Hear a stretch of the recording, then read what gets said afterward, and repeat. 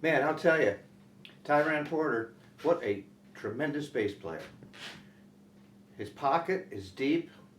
He's locked with a kick drum. Intricate stuff. And he has these ascending lines and these descending lines to carry us from chord to chord. I can't imagine that song without that bass part. And additionally, to quote another bass player at one point said, Tiran Porter's bass parts are a song's best friend. Pretty much says it all. Check out all of the work that he did. It's fabulous. Take care.